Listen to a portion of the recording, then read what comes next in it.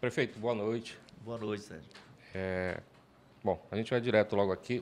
O ano de 2021 não foi fácil para ninguém, não está sendo para esse início de 2022. Mas o senhor viveu algo atípico, nunca imaginava, né, dentro desse contexto da pandemia. Eu queria que o senhor falasse um pouco da sua experiência e como é que está hoje dentro do seio familiar e ter passado por essa questão de ter reassumido, né, seu posto de prefeito e ter vivido essa experiência. Olha, Sérgio, eu sou um crente na ciência porque eu tenho uma vida acadêmica, né? E vacinado já na segunda dose, os médicos todos disseram que eu não teria sobrevivido sem a vacinação em 2 doses, que foi muito grave a minha situação, né? O que só confirma a importância da imunização da população, sabe?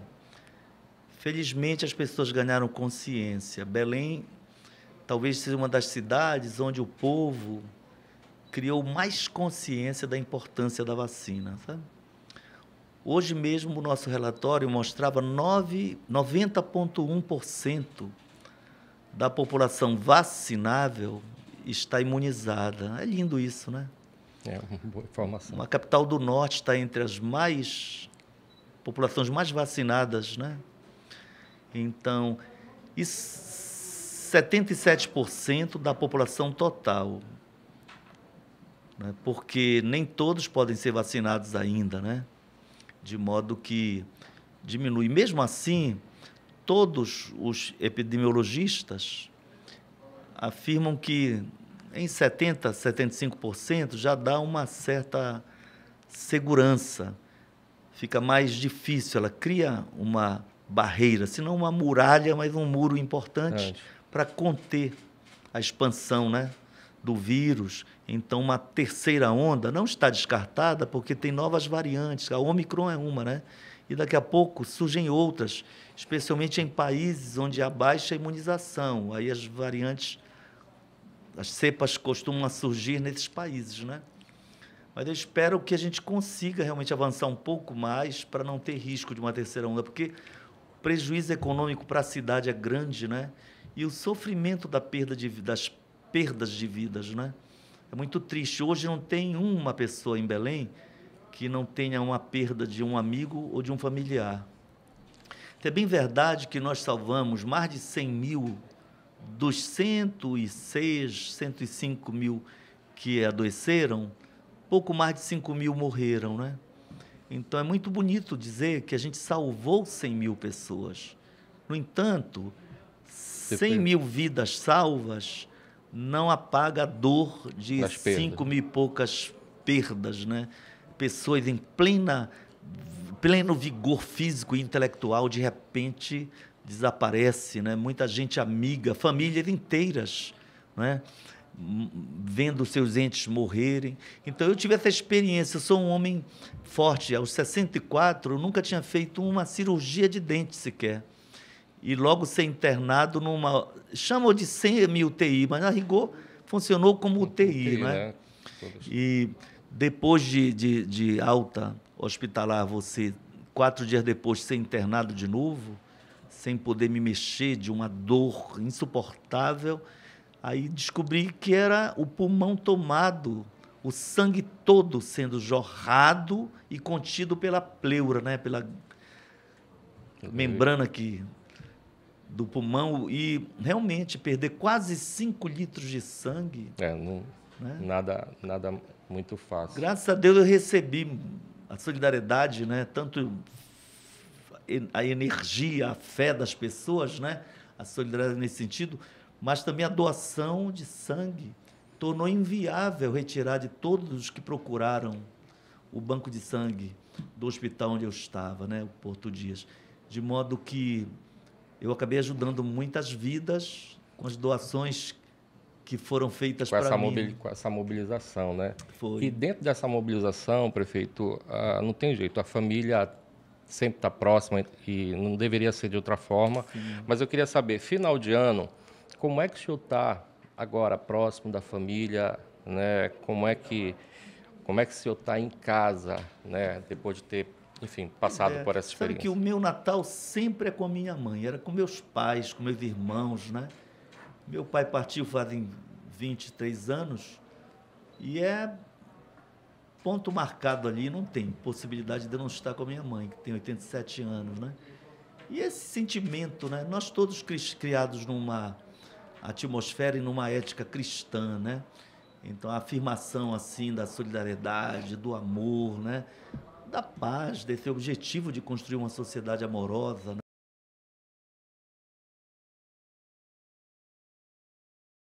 Nos afirma esses valores, né? E é um pouco isso, né? Eu sou um cara muito ligado à família, aos meus filhos, aos meus netos, né? Então sofri um pouco porque uma das minhas filhas está no Rio, a Natália, e não pôde vir, né? Por questões profissionais, mas o resto da família aqui, meus irmãos, né? Estavam presentes. Então, é isso, né? E no momento em que eu praticamente ressuscitei, né? Porque realmente a perda de sangue foi de quase totalidade do sangue, né? Então, eu devo muito aos médicos e demais profissionais da saúde que me atenderam, sabe?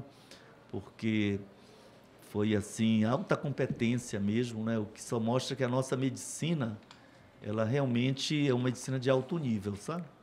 Eu agradeço a todos e a todas. Às vezes, queria até citar alguns, mas você cita, sempre esquece de alguém que foi né? importante, né? Então, obrigado a todos que foram solidários, assim, a mim e a todos que perderam, né?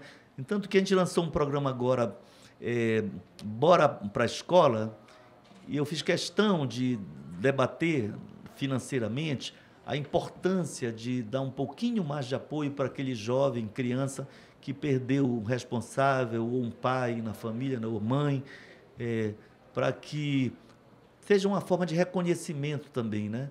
Não supera a dor, mas pelo menos você diz, olha, tem aqui uma forma de solidariedade, né? É o recurso público, portanto, é o povo como um todo que está bancando, mas o nosso povo é solidário e crê na ciência, crê na técnica, crê na medicina, né?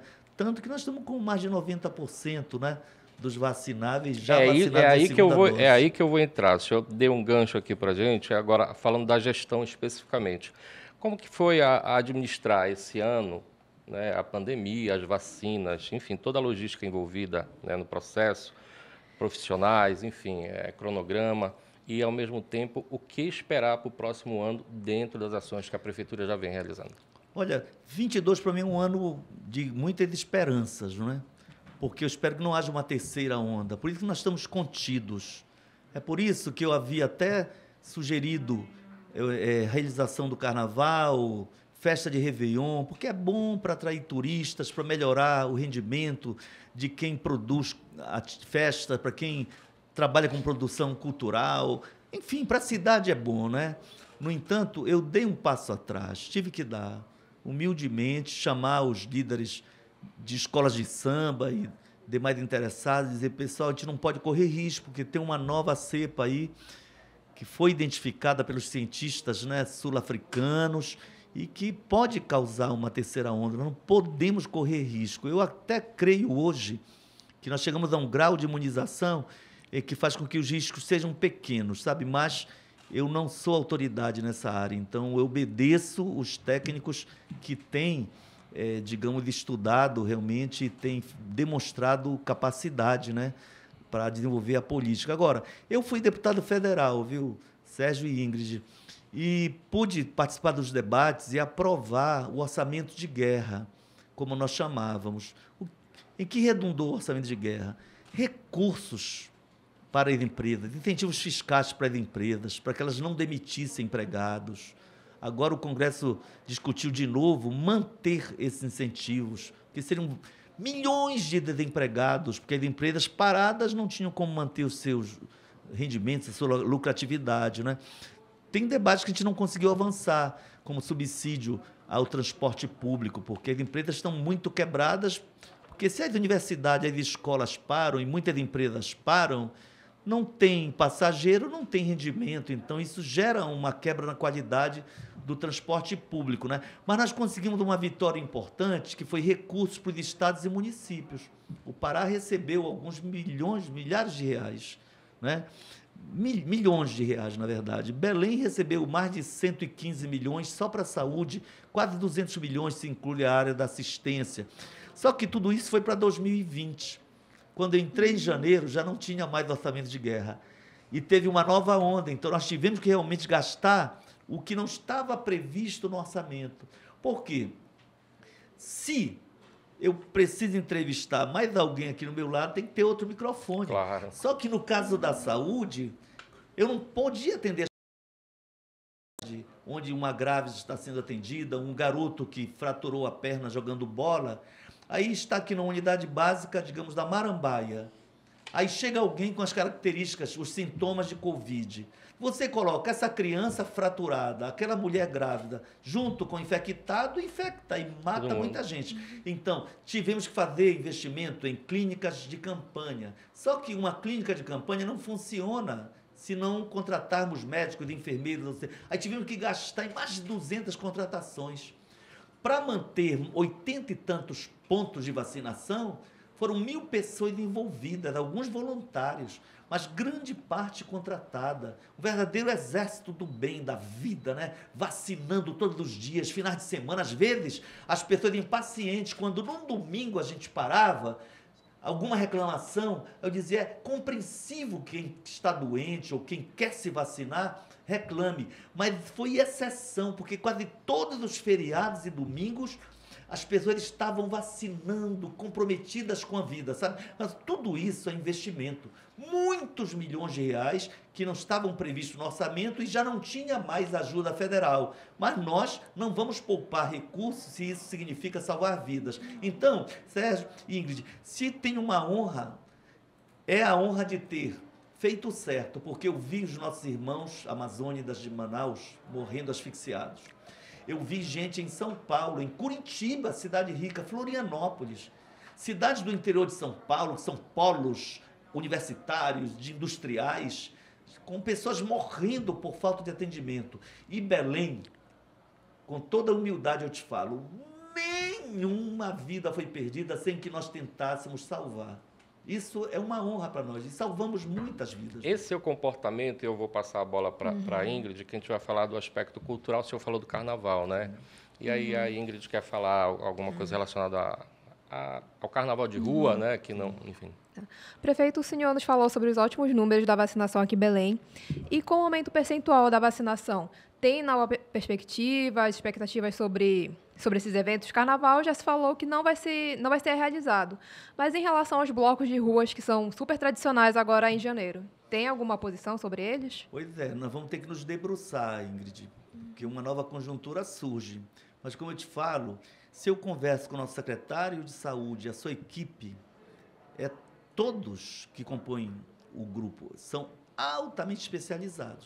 Então, se você vê um rapaz que está sempre dando entrevista, o doutor Cláudio Salgado, é um professor, pesquisador, respeitadíssimo, da equipe do nosso secretário.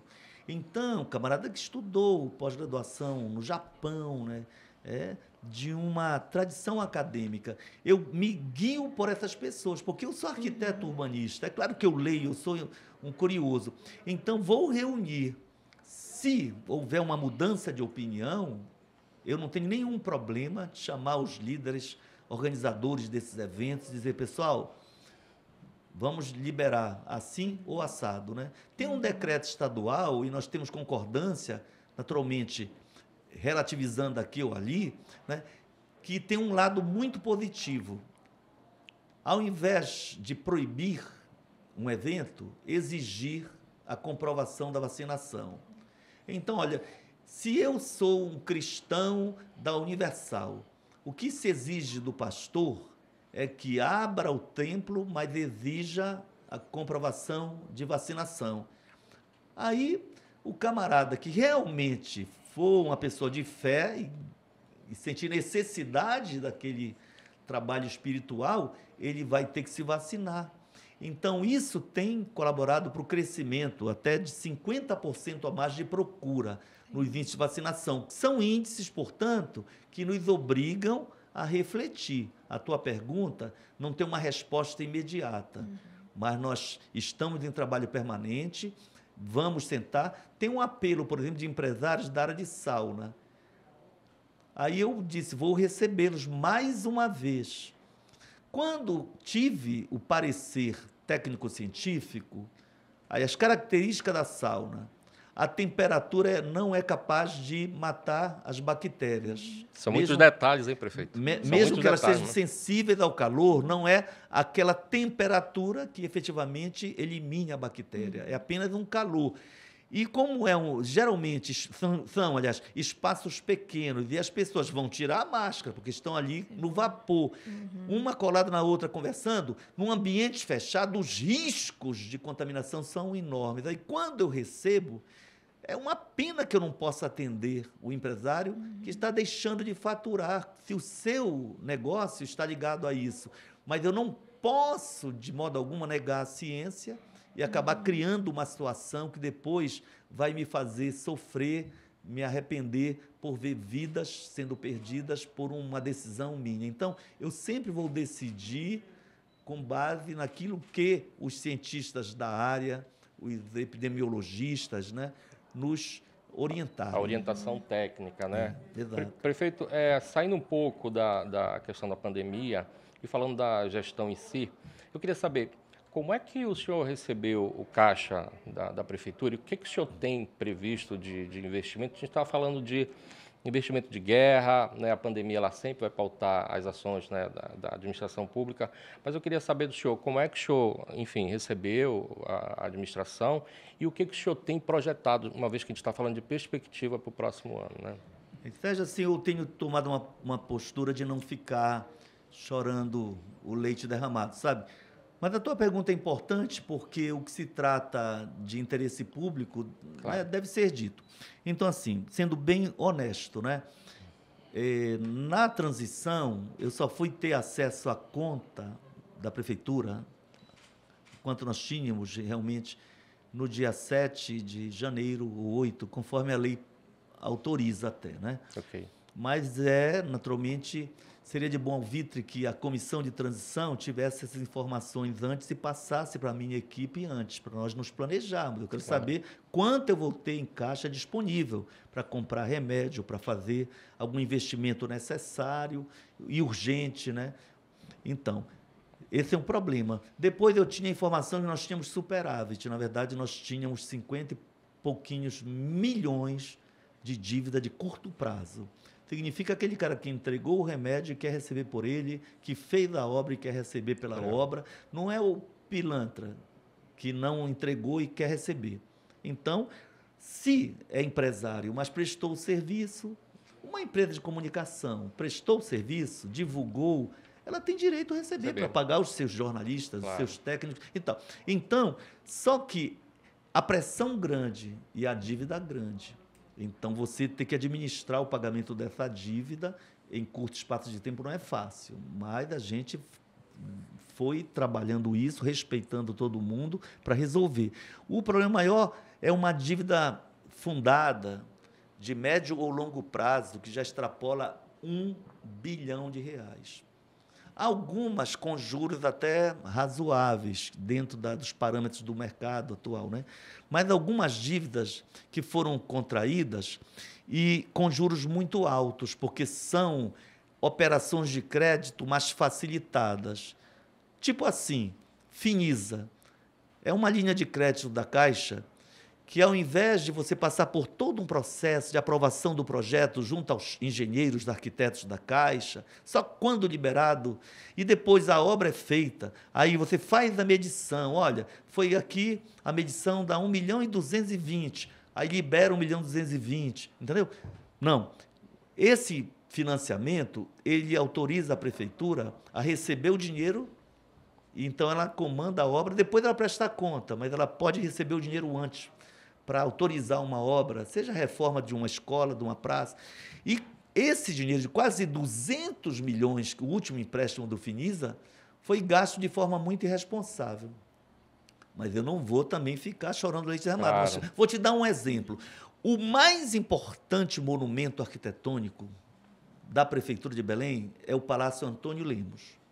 A obra de restauro, segundo a Prefeitura, num projeto que já existia, feito pela CEURB, estava em torno de 18, 20 milhões. A Prefeitura faz uma licitação de 2 milhões e 600. Significa que não era para fazer a obra toda. Então, você vê o tapume. O que diz no contrato? Pintura externa, restauro das esquadrias, portas, janelas, vidros quebrados e o problema da eletricidade lá, o sistema elétrico todo. Só que a obra é monumental e ela tem que ser restaurada, é obra cara. Se você licita uma parte, cria a ilusão de que está sendo feita a restauração da obra, mas o empresário não vai fazer uma obra de 20 milhões se o contrato dele é só de 2 milhões Prevê e pouco. outra. Então, foram feitas fragmentações no dinheiro para dar a impressão de que tinha muitas obras sendo realizadas e todas elas acabaram sendo paralisadas por conta da insuficiência, ou quase todas, né?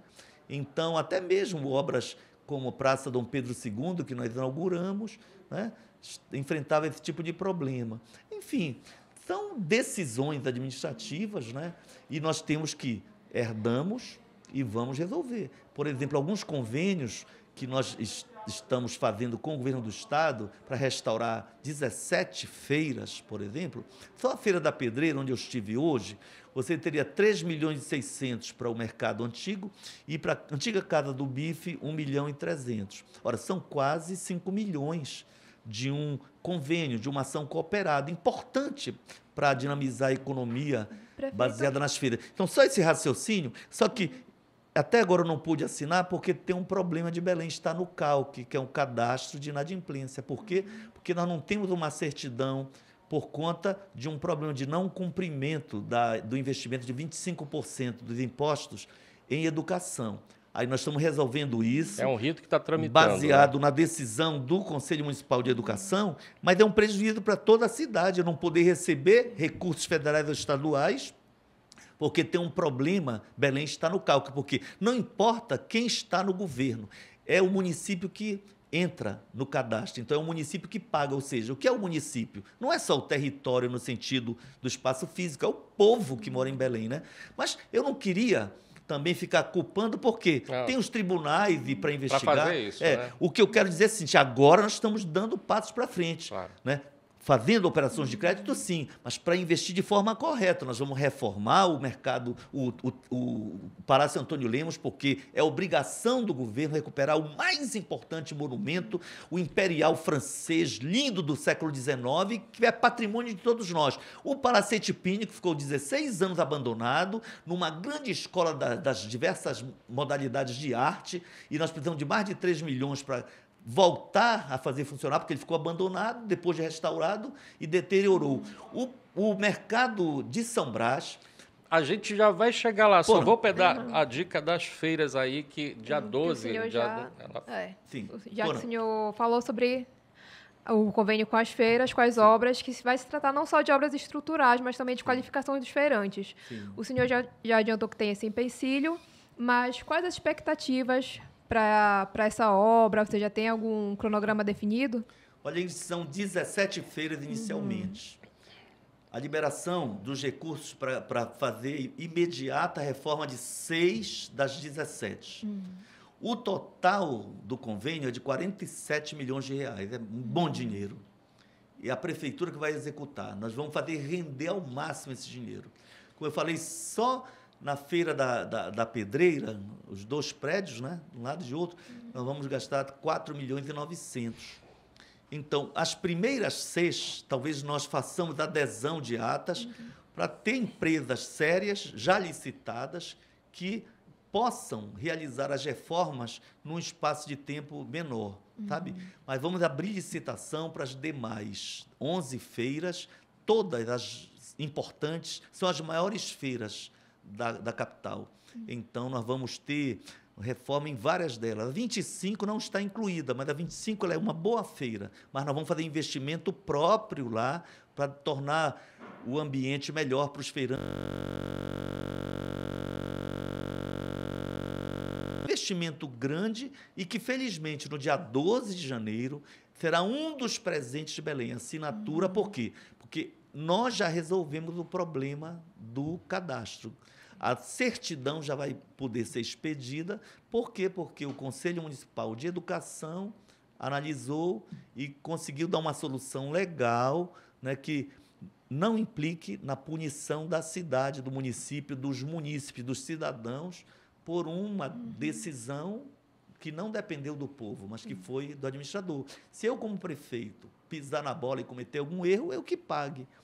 Infelizmente, a legislação, às vezes, ela cria algumas durezas e diz não, paga todo mundo, porque nós falamos de Estado e não de governo. Então, eu assumi o Estado na esfera municipal. Então, o que for decisão descumprida em termos constitucionais no meu governo, criará prejuízos para os outros governos, porque aí acaba sendo o povo punido. Então, é um pouco essa solução que nós conseguimos e, felizmente, iniciaremos essas reformas em várias das principais feiras, né? E Belém ganha, porque o Belém é a cidade das feiras livres, né? Essa é a principal característica econômica. Prefeito, por falar em valorização desses espaços de Belém, Belém tem ganhado cada vez mais espaço, sendo reconhecida nacionalmente e internacionalmente pela cultura e pela gastronomia. Sim. E nesse cenário, a Ilha do Cumbu também tem ganhado muito destaque. A prefeitura tem já um olhar especial, já que é um espaço que precisa de um cuidado tanto social quanto ambiental? Olha, começando pelo Combu, né? Tem vários pedidos de regularização de novos empreendimentos lá, especialmente na área da gastronomia. E as secretarias de meio ambiente, de urbanismo, têm se debruçado. A ideia é o seguinte, não vamos emperrar, colocar na gaveta nenhum processo. Ao mesmo tempo, vamos ter muito cuidado para não criar situações de risco ali. Porque às vezes o cara quer empreender e não teve condição de se capitalizar, aí faz um trapiche com madeira de segunda, dentro de alguns meses tem gente caindo, morrendo. Tivemos episódio, Tivemos inclusive. episódio. Então, esses cuidados têm que ser. Nenhuma obra vai ser feita sem uma análise detida e sem que a parte ambiental seja respeitada, porque é uma ilha paradisíaca, né? Sim. E ela é um bioma frágil, no entanto, porque a maior parte dela é do tipo de floresta de várzea, então tem um grau de fragilidade, diferentemente das florestas de terras mais altas, né, e densas. Então, mas tem um dado importante, como fazer turismo no Combu se cada restaurante joga o lixo no rio? Algo em torno de 40 toneladas mês. Então, somente agora, no início do ano, já no meu mandato, nós passamos a ter a empresa que coleta lixo, uma delas, né, teve que alugar um barco com vários containers para coleta seletiva e vários containers para o orgânico, resto de comida e outros. Então, todas as comunidades da Ilha do Combu hoje têm o seu barco do lixo, não é o caminhão do lixo, entendeu? Barco. E alguns barquinhos que entram nos furos, se aproximam do barco maior para fazer a transferência, isso está funcionando. Aí eu fico pensando o grau de poluição quando essas toneladas todas eram jogadas dentro do rio. Então, essa é uma grande contribuição ao turismo, que não é quase perceptível, porque grande parte da população não sabe, né? Mas tem um grande projeto que me foi apresentado pelo arquiteto da minha turma, Raul Ventura.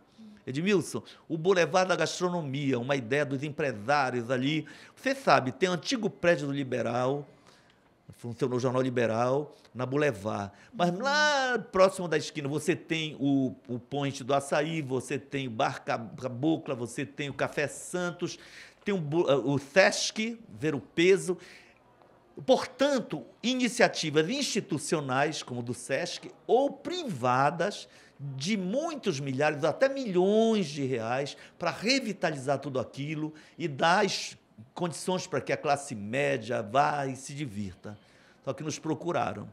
Então, Um dos financiamentos que nós já garantimos é exatamente para implantar esse projeto, está sendo chamado Boulevard da Gastronomia, porque Belém é uma das 6 cidades reconhecidas mundialmente pela sua gastronomia. Foi criada uma coordenadoria para esse setor dentro da Companhia de Desenvolvimento de Belém, a CODEM. Então, nós vamos investir muito no sentido de afirmar esse papel cultural de Belém e essa coisa de se tornar Belém um símbolo da gastronomia internacional. Houve um evento na Itália, infelizmente eu adoeci, eles compraram passagem para mim e eu não pude ir exatamente com as cidades reconhecidas mundialmente. Infelizmente, foi no final de agosto e eu não tive condição de participar por conta da doença. Nem por isso Belém vai perder. Belém está investindo, e lá no Boulevard da Gastronomia, além da recuperação dos prédios históricos feitos pela iniciativa privada, alguns já estão previstos, inclusive, de prédios que estão abandonados.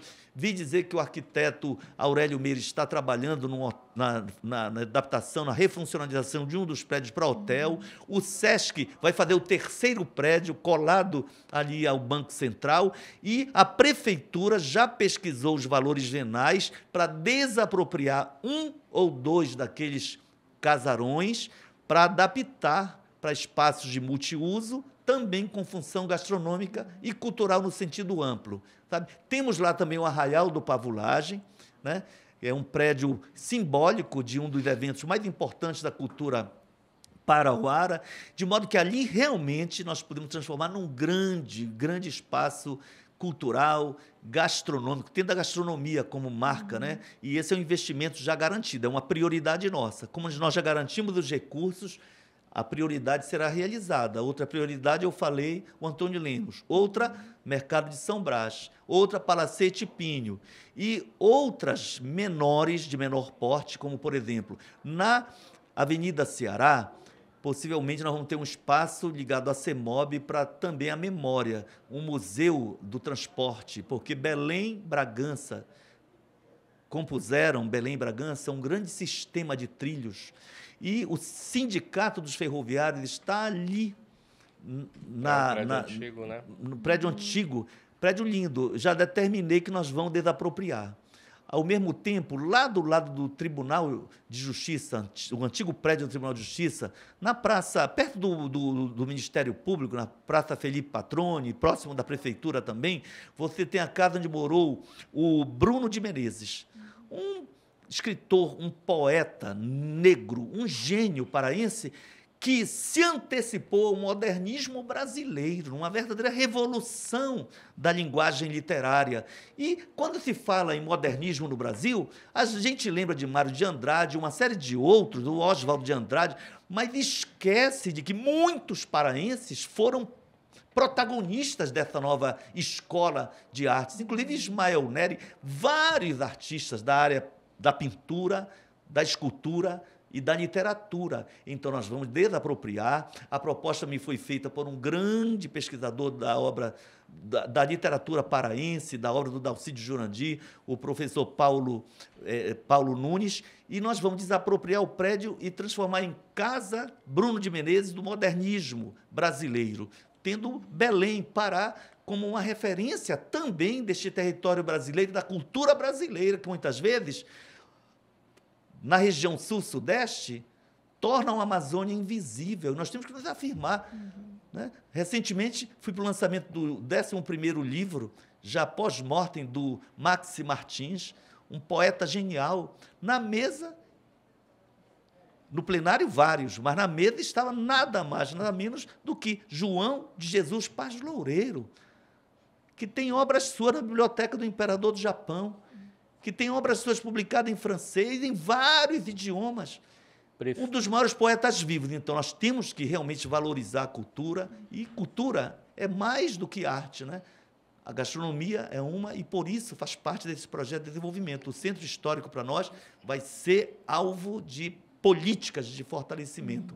Dentro da questão aí política, uma política importante relacionada à logística da cidade, eu queria saber do senhor como é que o senhor vai enfrentar os desafios do transporte público na cidade de Belém. Sérgio, esse é um dos mais fortes problemas a serem solucionados.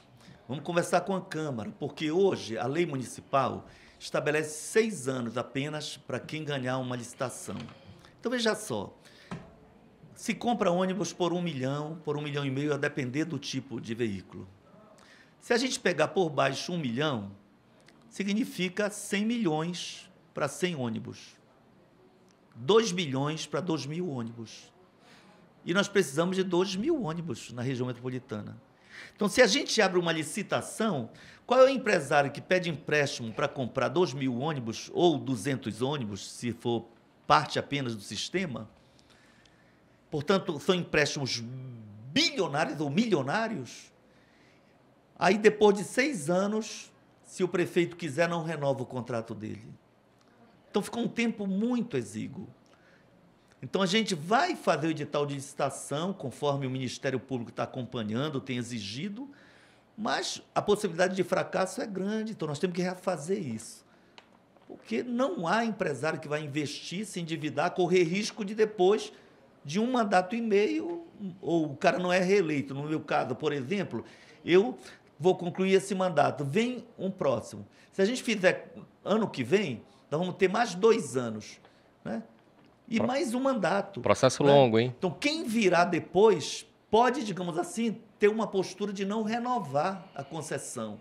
Então, quem investe quer segurança. Eu estou raciocinando, vê só, eu sou um cara de esquerda, mas eu tenho que raciocinar, eu tenho que ter racionalidade para entender. Nenhum empresário vai modernizar a frota e investir se ele corre risco de ficar no prejuízo. Então, nós temos que pensar uma nova lei e temos que planejar realmente, metropolitanamente. Hoje, eu sentei com a prefeita Luziane Solon, de Benevides. Há 2 semanas, sentei com o nosso querido Colares, lá, o prefeito de Santa Bárbara. Vou conversar com o Daniel. E temos que conversar com o governo do Estado. Temos conversado, inclusive, porque tem um BRT metropolitano e as conversas têm avançado para realmente modernizar Belém, sabe? São desafios enormes e nós temos que vencer, porque há um grau de precariedade grande. Agora, é importante que se diga, a pandemia quebrou muitas empresas. Eu não sou advogado de empresa, nunca serei empresário na minha vida, já estou no meu 8º mandato e não me tornei empresário, nem sócio de empresa nenhuma e nem quero ser.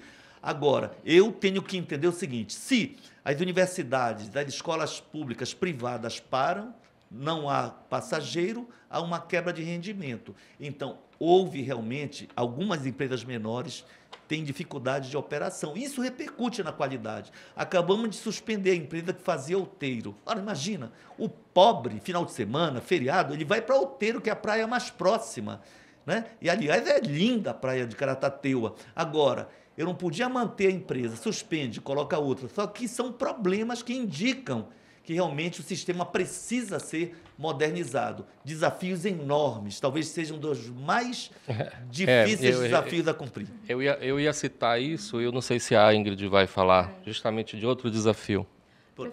Ainda nesse contexto de mobilidade urbana, a gente fala muito sobre a questão do transporte público, ônibus, BRT, mas como é que o senhor enxerga a questão dos ciclistas, das ciclovias pela cidade, como é que Belém pode avançar nesse contexto? Em 2022 já teria um esboço de uma ação mais estruturante para a cidade? Você sabe que eu fiquei muito triste assim com o fim, pelo menos do modo que era, né, a ciclovia da Almirante Barroso, sabe? Que nós tínhamos ali 14 quilômetros ida e volta de muita segurança. Eu sou um cara viajado.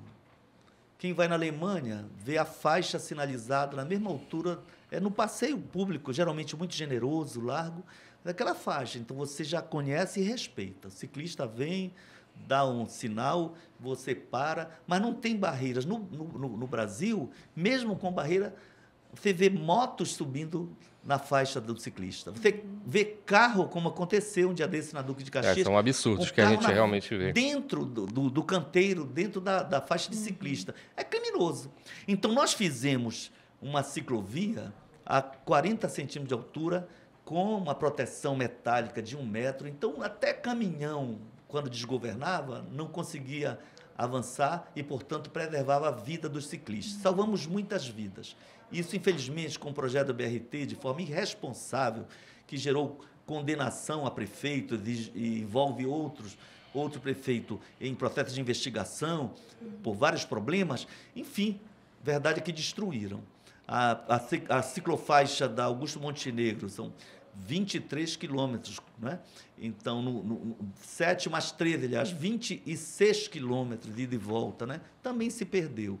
Agora, nós já temos uma licitação para a urbanização do Augusto Montenegro, são recursos que estão nos cofres, é uma licitação que já está em procedimento, porque uma que nós herdamos estava cheia de problemas, aí nós não homologamos, e já tem um projeto, são mais de 2.600 árvores, por exemplo, que vão ser plantadas no Augusto Montenegro, ciclovia, passeio público, porque hoje, por conta da obra do BRT, que ficou incompleta nessa parte da urbanização, porque o eixo troncal do BRT foi concluído. O problema é que o camarada quer caminhar, não tem ciclovia, não tem passeio público, aí ele vem para o asfalto e corre risco de ser atingido por um ônibus ou por outro veículo. Então, essa obra tem recurso garantido, vai dar um valor de quase 160 milhões e em breve nós teremos o resultado da licitação. É uma grande obra no Augusto Montenegro. Com a conclusão do BRT, readaptamos os recursos que existiam, cerca de 90 milhões,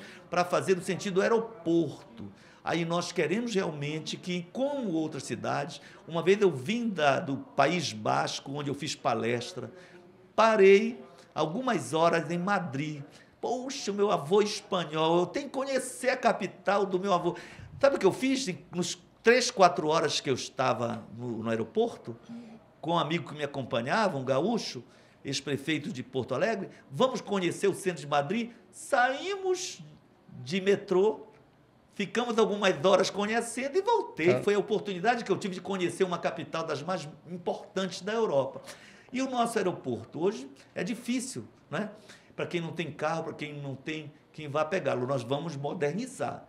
E o projeto está pronto, em breve você vai ver essas obras acontecendo, né? Enfim, são ideias, são projetos e são possibilidades, às vezes, mas muitos já estão realmente com a garantia de realização, porque há recursos. A questão que é uma ideia aí também que vai gerar muito debate, não tem como não ser, a questão de construção e edificação na orla da cidade. Prefeito, que é um debate que a Câmara já levantou, sim, mas a gente queria saber o que o senhor pensa para o próximo ano, como é que está essa discussão a nível do Executivo? Olha, eu respeito os vereadores, tenho agradecido muito, sabe?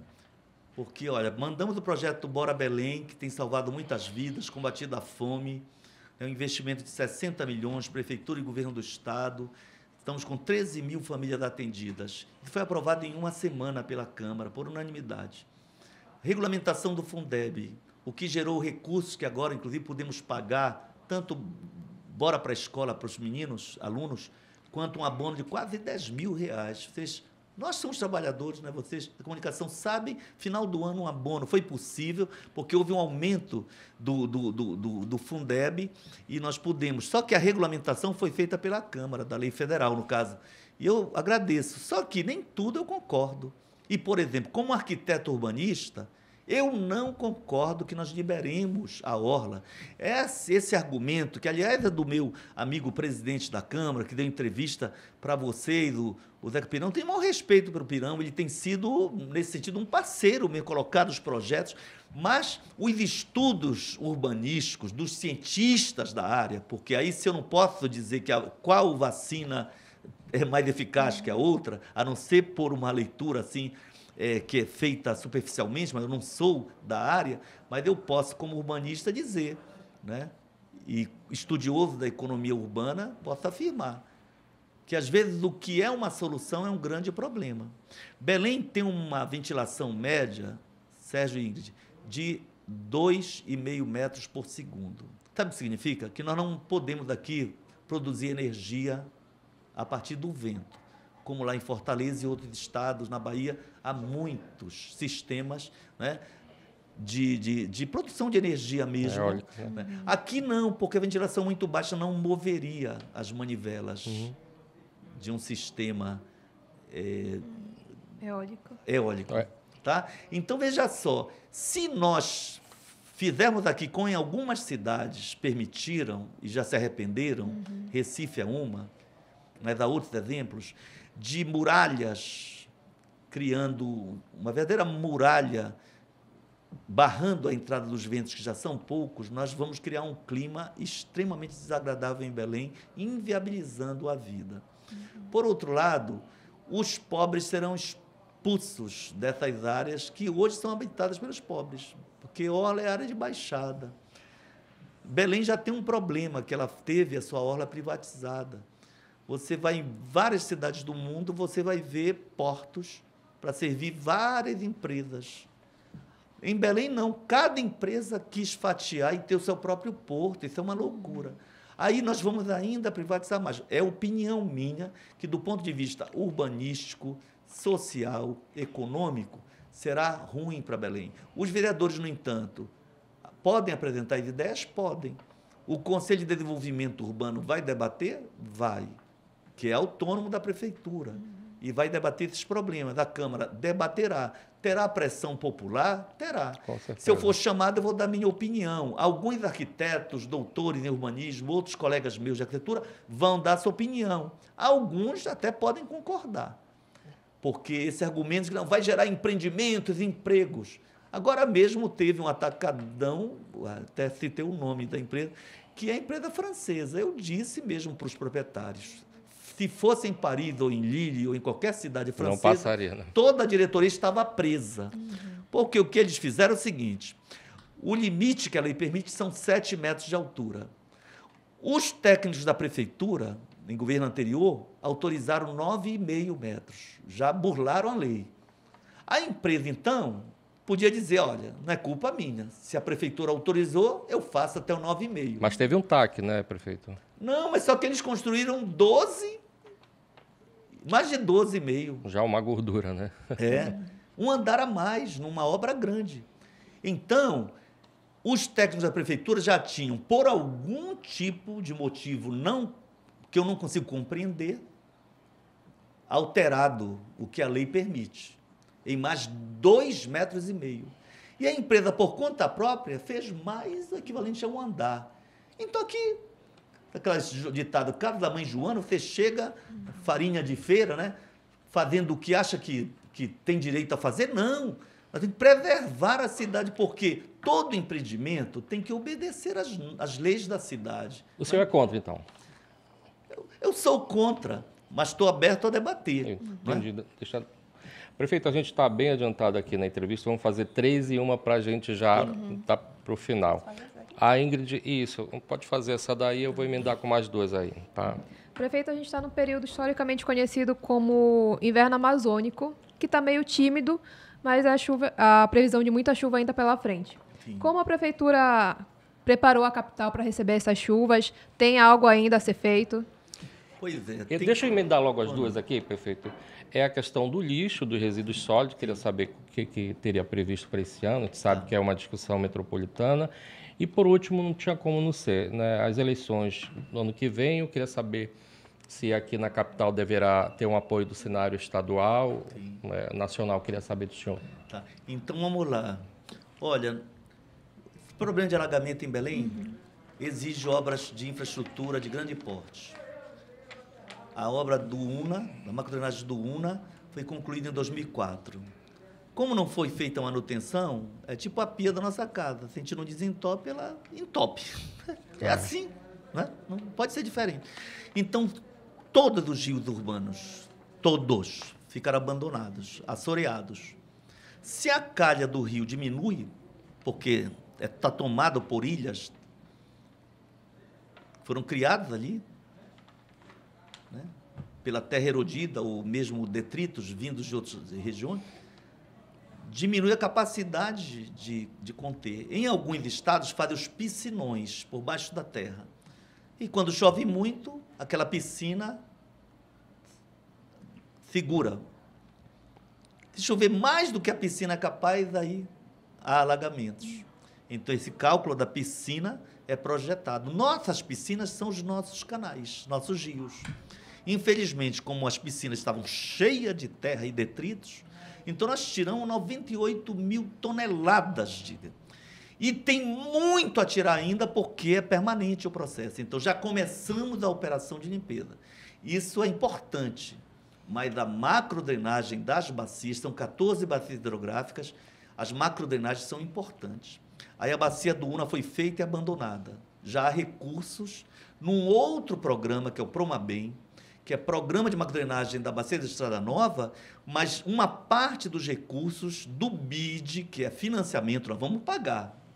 A fonte é o BID, mas é dinheiro municipal, porque é financiamento pago pelo povo de Belém. Então, uma parte, me parece, dá 76 milhões, é para fazer a recuperação de uma obra que já foi concluída em 2004, mas que, por não ter manutenção, bairros como Sacramento, Barreiro, Telégrafo, mesmo Marambaia, Matinha, agora bairro de Fátima, todos comprometidos. A UNAMA, um dia desse, um amigo meu perdeu um carro dentro do estacionamento da UNAMA ali, que dá para a Praça Eneida de Moraes e dá para o Cindo Cacela, né? A outra fachada, né? Então, veja só, como perdeu? Porque o canal Antônio Baena, né? Antônio Baena não foi capaz de segurar, porque estava todo assoreado. E foi em 2020 isso, no início do ano. Quer dizer, com a limpeza que nós fizemos de todos os 65 canais, das 14 bacias, mais de 804 quilômetros, isso abrandou. Este ano houve problemas, porque o trabalho já recomeçou, mas as chuvas vieram muito fortes e alguns não conseguiram segurar. Então, realmente, vocês mesmo noticiaram 40% da chuva do mês inteiro, prevista o mês inteiro, caindo num só dia. É insuportável. Se eu tenho um balde de 20 litros, eu coloco 40, 20 vão ficar fora e vão alagar. É mais ou menos o que ocorreu, né? Porque não estava previsto.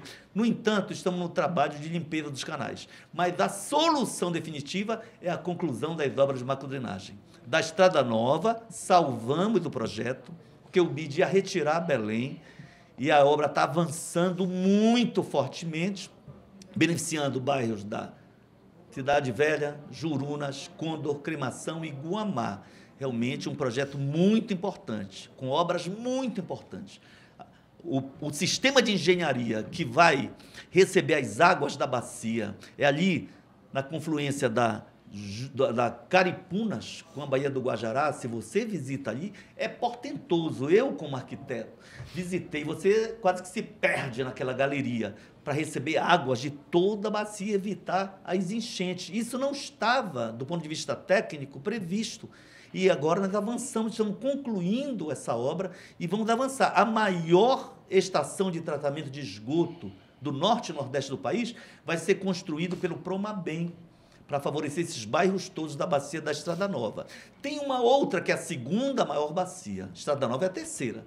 A segunda é o Tucunduba, que, infelizmente, eu inaugurei a primeira etapa em abril de 2004, com presença do Lula, Justiça Se Faça, que, a meu pedido, aportou recursos e, infelizmente, a obra ficou parada por 16 anos. Justiça Se Faça, foi retomada, 14 anos, foi retomada há 2 anos e, no aniversário de Belém, tem previsão de inaugurar a última etapa.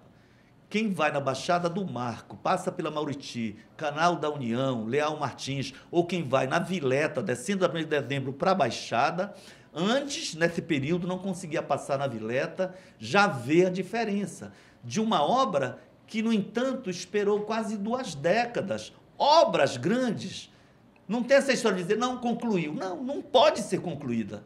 Tem obras que são de 10 anos, vão ter 2 mandatos de prefeito, mais meio. O que não pode é parar por mais de 10 anos, como ficaram paradas as obras do Tucunduba. Aí, quem é que pagam?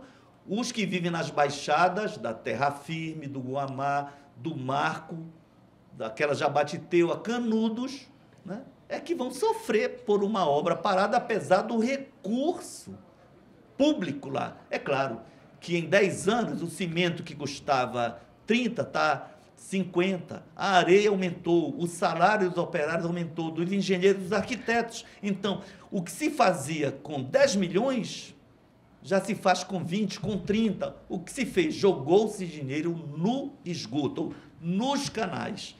Perdeu-se dinheiro público com prejuízos à população. Então, falei de 3 bacias. Temos já um empréstimo, Sérgio, de 60 milhões do Mata Fome. É um grande projeto e já com a garantia aprovada, autorizado pela Câmara. O Fomplata é espécie de BID, é um banco que atua mais no sul do país, na região do Plata, Argentina, Uruguai, Chile e parte do Brasil. Quer investir na Amazônia. Já aprovamos, e eles aprovaram, então, provavelmente vamos ter um projeto a mais de macrodrenagem. Tem outras bacias importantes, como Ariri Bolônia, que pega a grande cabanagem. E tem uma outra que pega ali a 1º de dezembro, com 2 canais Anadeus e Marte, que fazem parte do Murutucu. Que tem dado problema. Parece que talvez solucionaram um problema de tempo, mas a gente sabe que isso daí... Não, solucionaram, Sérgio, o problema da pista. A pista. Aí, como alteraram o grade, tecnicamente se chama assim, o grade da pista, a água volta. Então, quem mora no Curió ficou prejudicado. Ainda tem demanda lá. Vamos ter que investir e já há toda uma previsão em parceria, nesse caso, com o governo do Estado, que já tinha um projeto para fazer lá. E eu não vou brigar com o governo. Se tem dinheiro, se tem projeto, vamos fazer e a gente entra junto. Como no Tucunduba, o governo está fazendo, porque o Estado adotou, desde o governo Ana Júlia, a obra que era da prefeitura, porque a prefeitura não quis mais fazer o Tucunduba. Sim, e agora? O governo faz a parte de canalização, mas quem é que faz a iluminação, o paisagismo, enfim, a regularização fundiária? Somos nós, então. Certo. Estamos juntos para melhorar a vida da Prefeito, população e acabar com os alagamentos. Vamos aqui para os finalmente, mesmo por conta vamos. do tempo aí que já adiantou. Eu queria que o senhor falasse, aí eu vou para a última pergunta aqui, essa possível sinalização do PSOL no processo eleitoral do ano que vem. Como deverá ser esse apoio em nível estadual, em nível federal, nacional? Queria que o senhor falasse a respeito disso. Olha, Sérgio, só se tu me permite, muito brevemente, vai ter licitação para um novo aterro sanitário, tá? Ok. E já ampliamos as equipes de reciclagem, de coleta de lixo reciclável. Então, o número de containers de equipes, de 3 para 8, e agora já tem outras equipes entrando, então Belém vai melhorar nessa área, com certeza. E a licitação, a empresa vai regularizar a área, o aterro, enfim, não é a prefeitura que vai fazer. Eu queria dar essa resposta porque nós vivemos uma crise muito grande. E é uma contradição, porque como está num órgão de grande capacidade de influência e comunicação, eu peço a qualquer jovem que tenha um celular com acesso à internet agora, escreva assim, pode ser em português, as melhores práticas, Prêmio Dubai, 2004, e vão ter orgulho de ver o 3º item, desenvolvimento humano na comunidade do Aurá. Quer dizer, como é que um prêmio, um antigo lixão é transformado em aterro sanitário? Como é que se tira todas as crianças que catavam lixo? Como é que se faz uma mudança tão significativa a ponto de estar entre as 10 práticas do mundo? E como é que eu vou para o doutorado? Volto, já fui deputado estadual, federal, e vejo esse projeto destruído, um aterro implantado em Marituba que virou lixão, adoecendo as pessoas, numa crise metropolitana. Eu precisava dizer isso. Claro. Nós vamos buscar solução, a justiça entrou no caso, mas saiu, o doutor Neto, um cara sério, acompanhou. Como não houve consenso entre todos os municípios e entre as empresas, etc., ele disse, olha, recuo, busquem solução. A Prefeitura de Belém, com toda humildade, dialoga com os outros municípios, mas nós estamos indo atrás da solução, já há empresas interessadas, com alta tecnologia, com experiências no Brasil, e vai haver uma licitação e nós vamos em breve ter Belém entre as cidades onde a questão do resíduo sólido é realmente referência de metrópole, com todo o potencial turístico que a nossa cidade merece. Por fim, eleições de 2022, eu sou do PSOL, mas não sou dirigente do PSOL. O PSOL vai debater se lança candidaturas ou não, e tem direito de lançar, né? Eu tenho diferenças com o governador? Tenho, claro, né? Até dentro de um partido a gente tem diferenças. Em se tratando de um governador de outro partido, num governo amplo, com vários partidos, muitos com características próprias e, naturalmente, fora do campo ideológico, eu, claro que tenho, mas eu posso dizer também publicamente que o Bora Belém, eu tive humildade para ir com o governador, que disse, quero fazer parceria, então bora. Cada milhão, 1 milhão, bacana. Ao invés de 11 mil, 22 mil famílias. Nós já estamos com 13 mil. Mas como é sério, a gente não quer dar R$ 450 para alguém, que estava ali se recuperando de uma lipoaspiração, porque é sacanagem. Oh, desculpe, isso é uma agressão, né? É uma pessoa que se inscreve num cadastro único e pode fazer lipoaspiração, ou que tem 2 carros na garagem, como nós descobrimos. Então, todo o processo envolve 140 pessoas, funcionários, que fazem busca ativa.